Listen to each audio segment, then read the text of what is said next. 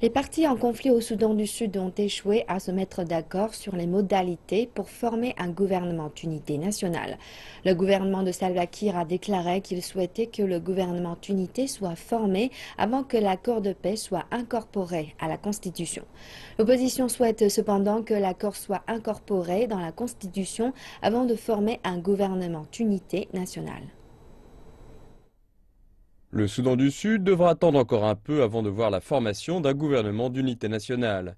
La commission conjointe de surveillance et d'évaluation, un organe formé pour surveiller la mise en place de l'accord de paix, a fixé au 22 janvier 2016 la date pour constituer le gouvernement d'unité nationale.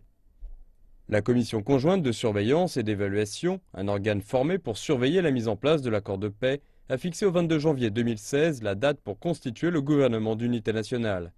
Mais l'opposition, dirigée par l'ancien vice-président du Soudan du Sud, Riek Machar, a déclaré que les dirigeants de son équipe de négociation se retiraient de Djouba pour consultation et qu'il souhaitait que la Constitution soit amendée avant la formation d'un quelconque gouvernement d'unité nationale. La question concernant l'amendement de la Constitution n'a toujours pas été résolue jusqu'à maintenant. Ils sont toujours en train de discuter des 28 États. La question des zones tampons qui ont servi à l'accord de cessez-le-feu que nous avions signé avec le gouvernement n'a toujours pas été résolue. Nos forces, qui sont supposées venir à Djouba, incluant des unités de police servant à aider à sécuriser Djouba, n'ont même pas encore bougé. La question du retrait des troupes gouvernementales de Djouba, selon l'accord, n'a pas été résolue.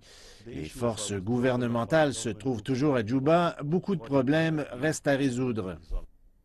De son côté, le parti au pouvoir estime que le gouvernement d'unité nationale pourrait être formé dès à présent et que la Constitution pourra être amendée plus tard.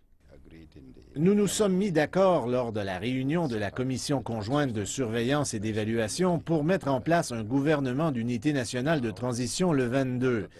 À l'issue de la réunion, les représentants de l'opposition sont venus en affirmant clairement qu'ils n'étaient pas prêts pour l'établissement d'un gouvernement d'union nationale de transition, excepté après l'adoption de la Constitution amendée et sa signature en tant que loi. Selon la Constitution du Soudan du Sud, tout amendement de la Constitution prendra au minimum un mois. Si l'accord de paix doit être incorporé dans la Constitution, cela signifie donc que les Sud-Soudanais devront attendre au moins ce délai avant qu'un gouvernement d'unité nationale ne soit mis en place.